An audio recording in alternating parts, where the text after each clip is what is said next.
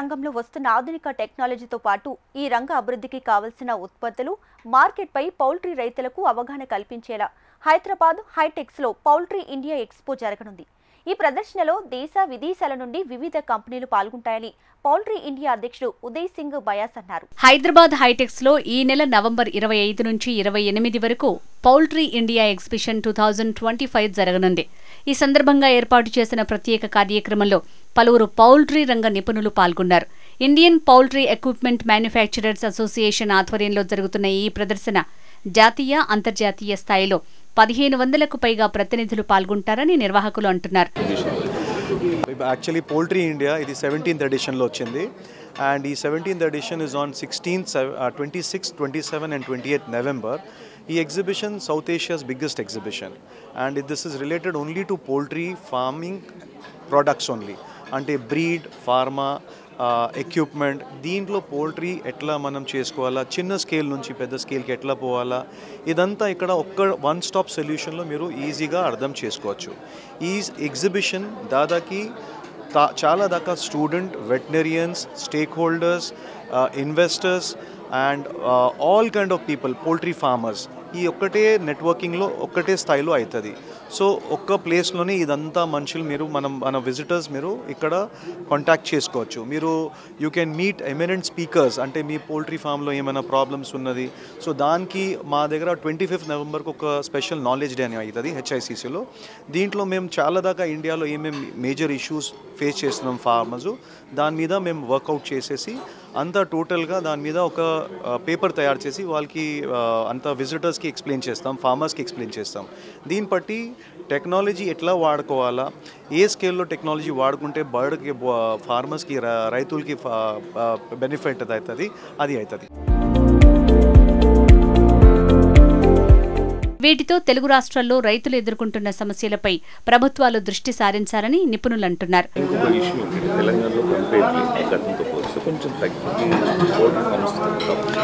యాక్చువల్గా basically sir standard operating procedures ఉంటుంది, ఏమైనా కూడా దానికి ఫాలో చేయాలా. Farmers have to be more updated with technology. That's what అందు గురించి పౌల్ట్రీ ఇండియా అని ఎగ్జిబిషన్ ఉన్నది. ఈ ఎగ్జిబిషన్లో వచ్చి మీరు నేర్చుకుంటేనే మీరు అప్గ్రేడ్ చేస్తారు. ఇప్పుడు మనం వీఆర్ ఆల్ ఎడ్యుకేటెడ్, మనం కూడా ఒక స్పెషలైజేషన్ కోర్స్ చేయాలంటే, మనం అర్థం చేసుకునే ఒక సిస్టమ్ నడిపించాలంటే దానికి ఒక కోర్స్ ఉంటుంది. ఆ కోర్స్ బట్టి మనం మూవ్మెంట్ చేసుకుంటే ఎక్కడైనా కూడా మనం లాభాల్లో ఉంటాం. Poultry farming is not a business that will have a problem until and unless you properly train your self. So దానికి మీరు చేసుకోవాలి. తెలుగు స్టేట్స్ నుంచి గవర్నమెంట్ సపోర్ట్ ఎట్లా?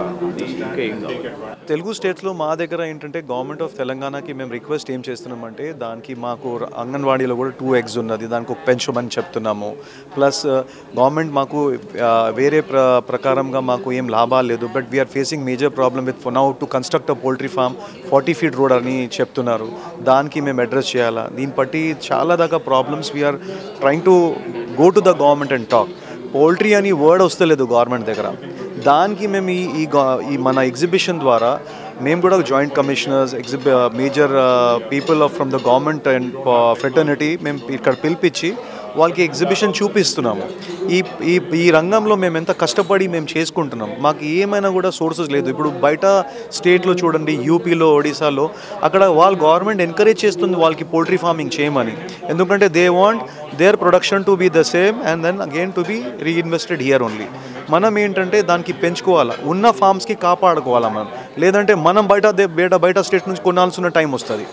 సో దాన్ని బట్టి మనం సీరియస్గా ఈ రివ్యూ చేసుకోవాలా. ఇప్పుడు పౌల్ట్రీ ఫార్మ్స్లో వాటర్ ఇష్యూ, అంటే వాటర్ మీటర్స్ ఇష్యూ వచ్చే అవకాశం ఉంది. దాని గురించి ఇవాళ డేట్లో వాటర్ పొల్యూషన్ బోర్డు కూడా దీని మీద యాక్ట్ చేస్తుంది. So we are asking the government to be little be liberal on it, and whatever the formalities and regulations are, poultry farming is ready to adopt to it. We have no problem in adopting, but a series of system has to be followed. So దానికి మా poultry India కూడా ఇప్పుడు we are talking to the government people and trying to come to an elaborated understanding on that. Poultry రైతులకు గుడ్డు, మాంసం అభివృద్ధిలో భాగంగా ప్రోత్సాహం అందించాలని నిపుణులు అంటున్నారు. ఆర్థిక భారం తగ్గిస్తూ వారికి కావాల్సిన సబ్సిడీలను అందించాల్సిన అవసరం ఉందని అభిప్రాయపడుతున్నారు. పౌల్ట్రీ ఇండియా ఇది పౌల్ట్రీ ఎగ్జిబిషన్ అండి. ఇది 17 సంవత్సరాలుగా జరుగుతుంది. ఇది ఇప్పుడు వరల్డ్లోనే నెంబర్ 1 పోల్ట్రీ ఎగ్జిబిషన్ అయిపోయింది. యాక్చువల్లీ ఇన్ఫ్యాక్ట్ మిగతా ఏరియాల్లో అంతా దేశాల్లో పోల్ట్రీతో పాటు మిగతా యానిమల్స్ ఆక్వా కానీ డైరీ కానీ అన్నీ కూడా జరుగుతూ ఉంటాయి. అయినా కూడా ఉట్టి పోల్ట్రీదైనా ఇది వరల్డ్ బిగ్గెస్ట్. ఇది గత సంవత్సరం 42,000 ఫార్మర్స్ వచ్చారు. ఈ సంవత్సరం 45,000 దాటుతారని గట్టి నమ్మకం మాకు. సో ఇది మీకు పోల్ట్రీ గురించి ఏం తెలుసుకోవాలన్నా ఆ 3 రోజుల్లో మీకు అన్నీ అక్కడ దగ్గర 500 స్టాల్స్ ఉంటున్నాయి. అన్నీ మీకు ఏ విషయం అన్నీ మీరు అవగాహన నేర్చుకోవచ్చు. ఇండియా నుంచి లేదు, ఆల్మోస్ట్ 50 దేశాల నుంచి వస్తున్నారండి. ఇంటర్నేషనల్ వస్తున్నారు, డెలిగేట్స్ వస్తున్నారు, ఎగ్జిబిటర్స్ కూడా అన్ని దేశాల నుంచి, అమెరికా నుంచి, యూరోప్ నుంచి, జపాన్ నుంచి, అన్ని దేశాల నుంచి వస్తున్నారు. ఇంతకుముందు మనం డిస్కస్ చేసినట్టు ఆ ఇష్యూ ఉంటుంది కదా, దాని గురించి తెలంగాణలో ఒకటని కాదు మల్టిపుల్ ఇష్యూస్ ఉన్నాయి. కొంచెం ఒకప్పుడు మనం లీడింగ్ అన్నది ఇప్పుడైతే వెనక పడిపోయాం బాగానే. ఇప్పుడు మేబీ టాప్ 3లో కూడా లేము. ఇప్పుడు కొంచెం గవర్నమెంట్ ఫోకస్ చేయవలసిన అవసరం ఉంది. చేస్తే ఇంకా మంచి ఆపర్చునిటీస్ ఉన్నాయి. ఎక్స్పోర్ట్ ఆపర్చునిటీస్ కూడా చాలా ఉన్నాయి. తమిళనాడు నుంచి ఇప్పుడు almost daily 1 crore eggs export అవుతున్నాయి. తెలంగాణ నుంచి కూడా అయ్యే అవకాశం ఉంది, కానీ దాన్ని కొంచెం ఫోకస్ చేయాలి. ఇదే కాకుండా దీనివల్ల ఏంటంటే మిగతా అగ్రికల్చర్ కూడా చాలా సపోర్టు వచ్చే ఇది ఉంది. ఇప్పుడు మొక్కజొన్న కానీ ఏదన్నా కానీ స్టేట్లో ఏది ఉత్పత్తి అయినా పోల్ట్రీయే దానికి బిగ్గెస్ట్ కన్జ్యూమరు. సో ఇవన్నీ కూడా చేస్తే ఆల్రౌండ్ డెవలప్మెంట్ చాలా అయ్యే అవకాశం ఉందండి. ఎస్పెషలీ డ్రై ఏరియాస్లో ఇది చాలా మంచి అవకాశం, బోత్ చికెన్ అండ్ ఎగ్ కూడా. అండ్ మిగతా దేశాలకు ఒకప్పుడు ఇక్కడ నుంచి యూపీ అన్ని రాష్ట్రాలకి వెళ్ళేది, ఇప్పుడు మనం వెనకబడిపోతున్నాం. సో ఐ థింక్ కొంచెం గవర్నమెంట్ దీన్ని వేకప్ అయితే కొంచెం బాగుంటుంది డెఫినెట్గా. ఇంకా చాలా చిన్న చాలా ఉన్నాయి, వాటర్ కానీ ట్యాక్సేషన్స్ కానీ అన్నీ కూడా చాలా ఉన్నాయి. ఇక్కడ ఎట్లాంటి ఇష్యూస్ వల్ల వెనకబడిపోతుంది అంటే ఒకటి ఏంటంటే అండి, ఇది ఒక రైట్ ఆర్ రాంగ్ ఏంటంటే ఇప్పుడు గత 50 సంవత్సరాలుగా మేము పెద్ద గవర్నమెంట్ సపోర్ట్ లేకుండా గ్రో అయ్యాం. సో తెలంగాణకి అడ్వాంటేజ్ డిసడ్వాంటేజ్ కూడా అదే అయిపోయింది. ఎందుకంటే అదేం లేకుండా ఎదిగింది కాబట్టి స్వతహా గవర్నమెంట్ ఇన్వాల్వ్మెంట్ పెద్ద లేదు.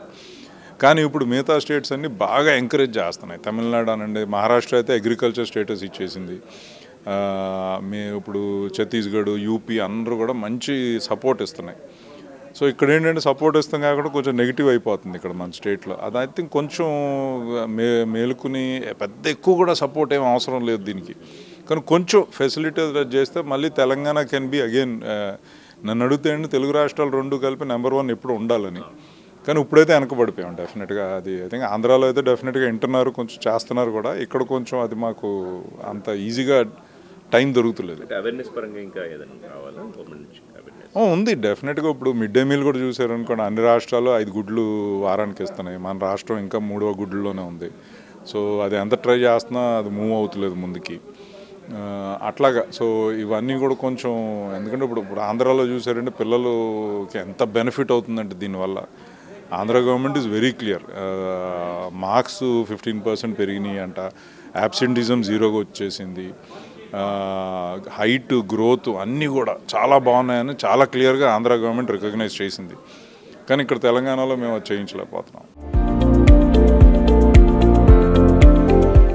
మరి ఈ రోజు ప్రసారమైన కార్యక్రమంతో పాటు సాగుదారులకు ఉపయోగపడే సేద్య సమాచారం, అభ్యుదయ రైతుల అనుభవాల కోసం హెచ్ఎంటీవీ అగ్రి యూట్యూబ్ ఛానల్ను సబ్స్క్రైబ్ చేసుకోండి. ఇది వాళ్ళ నేలతల్లి కార్యక్రమం. నమస్తే.